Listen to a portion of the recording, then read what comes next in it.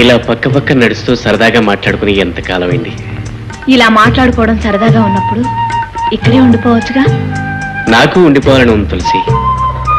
మన భవిష్యత్తు బంగారం చేసుకోవాలంటే నేను వెళ్ళటం అవసరం. చదువు పూర్తి చేసుకుని ఉద్యోగం సంపాదించుకుని మన బ్రతుకును పండించుకుందాం. మీరు ఇంకా ఎన్నాళ్ళు ఉంటున్నారు? రేపే నా ప్రయాణం. రేపేనా? అవును, లేకపోతే మనం కన్న కలలన్నీ కలలైపోతాయి.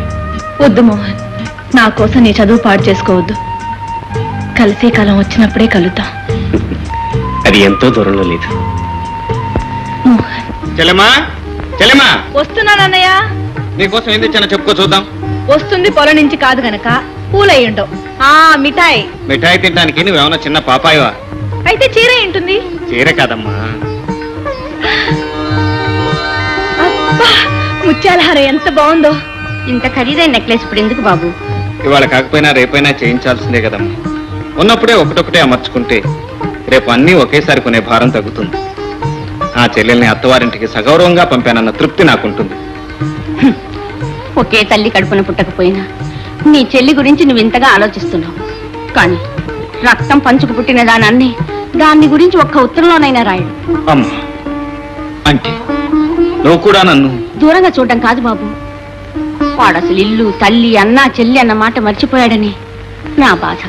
తన గురించి తనే ఆలోచించుకునే స్థితి రానప్పుడు ఇతరుల గురించి ఎలా ఆలోచించగలమ్మా?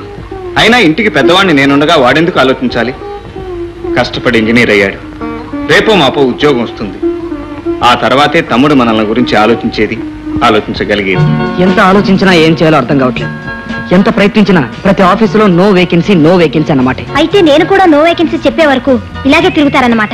రేఖ, హాస్యాన్ని కూడా మాట అనొద్దు. జీవితంలో ఏం పోగొట్టుకున్నా నిన్ను మాత్రం పోగొట్టుకోలేదు. నేను అంతేనని మీకు తెలుసుగా.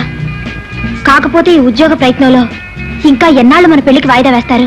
వాయిదా వేడ నాకు మాత్రం సరదానా? కానీ మగవాడు తన కాలం మీద నిలబడగలిగినప్పుడే భర్త కాగలడు. పోనీ మా డాడీని అడిగి చూద్దాం. చెల్లెమ్మా, నీకు బంగారం లాంటి భర్తను చూసి పాడికుండ లాంటి సంసారానికి పంపాలని ఎన్నో కలలు కన్నాను. ఇప్పటికైనా నీ మనసులో ఏముందో చెప్పు. నువ్వు అతను చేసుకుంటావా? నేను అతన్ని ప్రేమించాను. మీరు ఇష్టపడితే పెళ్లి చేసుకుంటానన్నయ్య. ఈ మాట నాకు ముందే చెప్పుంటే ఇంతల్లరి జరిగేది కాదు కదమ్మా. నన్ను క్షమించనయ్యా. బాధపడకమ్మా. నువ్వు కోరుకున్న వాడితో నేను ఈ పెళ్లి వైభవంగా జరిపిస్తాను. ఏమిటి బాబు నువ్వు అనేది? పువ్వులా పెంచుకున్న బిడ్డని ఆ పిసినారింటి కోడలుగా పంపుతావా? మోహన్ వాళ్ళ నాన్న లాంటి వాడు కాడమ్మా. అయినా ఆ ఇంటికేగా వెళ్ళేది. అది వాళ్ళ ఇంటికి వెళ్తే చేసేది సంసారం కాదు బాబు, ఆ పిసినారి కొంపలో ఊడిగం. ఎందుకు చేస్తుందమ్మా? మోహన్ మంచివాడు, చదువుకున్నవాడు. రేపు ఉద్యోగం వస్తే ఏ బస్తీలోనో కాపురం పెడతాడు గానీ ఈ కాసులో ఇంట్లో ఉంచడుగా. రేపే వెళ్ళి పెళ్లి ఖాయం చేసుకొస్తాను. రవిబాబుతో సంబంధం అందుకోవడం అంటే రాజాతో సంబంధం అందుకున్నట్టే. ఈ భాగ్యానికి ఇంత దూరం రావాలా?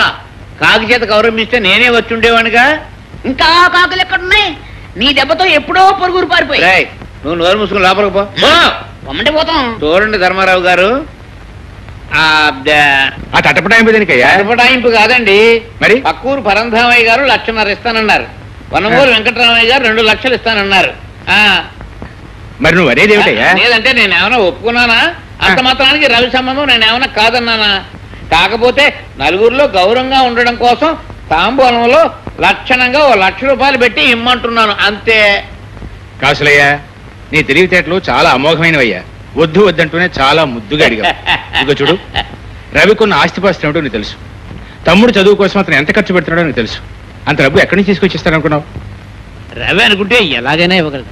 కాసులయ్యా, మావయ్య, చేయబోయేది బాంధవ్యమే కానీ వ్యాపారం కాదు. ఇక్కడ బేరమాటం వల్ల అభిమానాలు దెబ్బతింటాయా కానీ వేరే ప్రయోజనం ఉండదు. మీరు అడిగిన 1,00,000 ఇస్తాను. ముహూర్తం పెట్టించండి.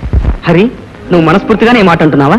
నిజం సుధా, నేను మీ ఊరొచ్చి మీ చెల్లెలను చూసినప్పుడే ఆమె నా భాగస్వామిగా చేసుకోవాలనుకున్నాను. ఈ పెళ్లి జరిగితే నా చెల్లి కంటే అదృష్టవంతురాలు ఎవరు ఉండరు.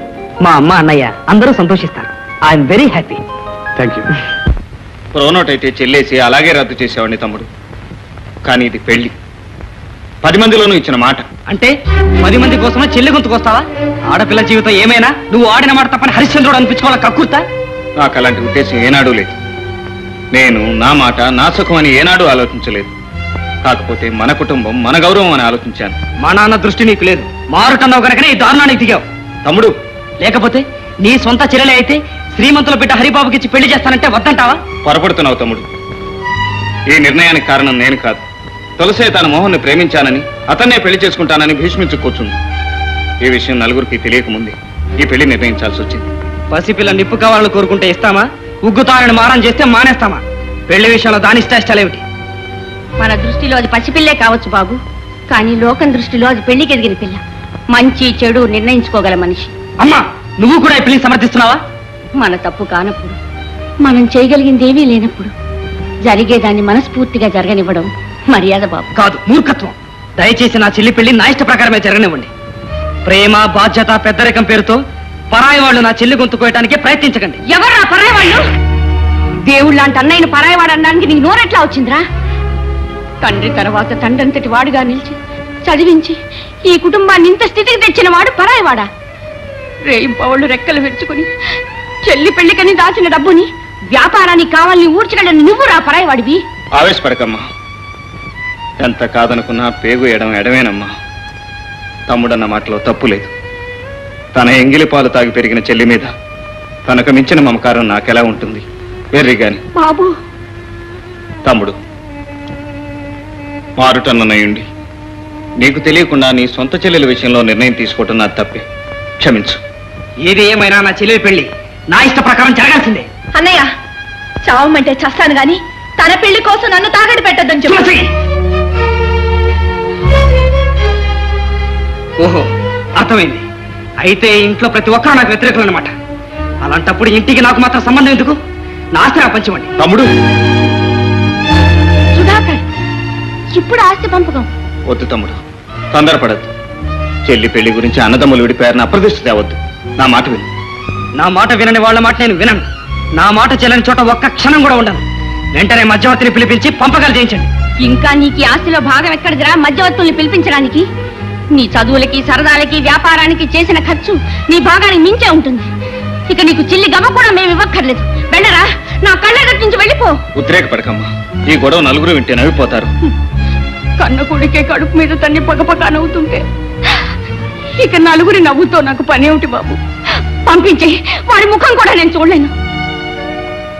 తమ్ముడు, ఇంటి పెద్దగా నా బాధ్యత నేను నిర్వహిస్తాను. మన మధ్యన వేరే మధ్యవర్తులు ఎందుకు?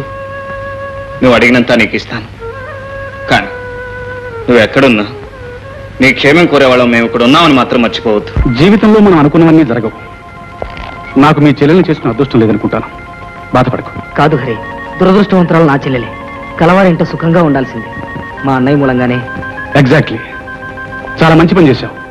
నీ మాటకి విలువని మీ అన్నయ్యతో తెగంపులు చేసుకొచ్చినందుకు సంతోషిస్తున్నాను. మనసారా అభినందిస్తున్నాను. Thank you. భాగాలు చేసి అమ్మన్నా, అలాగే అమ్మి నీకు రావాల్సింది తీసుకొచ్చాను. నేనన్నది నిజంగా నువ్వు అమ్మేయాలని కాదు. నేను ఆ మాట అంటే పెద్దవాడికి ఆలోచించి ఆ సంబంధం మానేస్తావని, ఆస్తి నిలబడతావని. నాకు తెలుసన్నయ్య, ఈ పనితో నా తల్లికి చెల్లికి నన్ను కాకుండా దూరం చేసి నాకు ఆ ఊళ్ళో కాలు పెట్టి మొహం చూపుకునే అదృష్టం లేకుండా చేశావు. మారుటన్నావు అనుకున్నాను, కానీ ఇంత మోసగారం అనుకోలేదు. తమ్ముడు,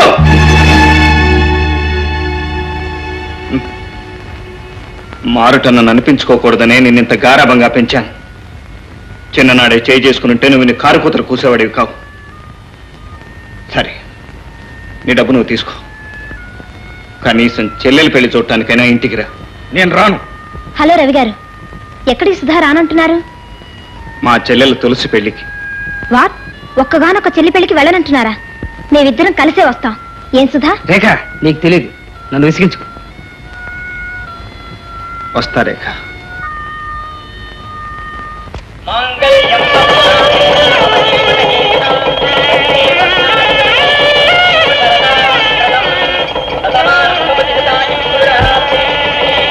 లిమిట్ గా పిల్లల్ని కానీ పొదుపుగా బతకండి. పదండి.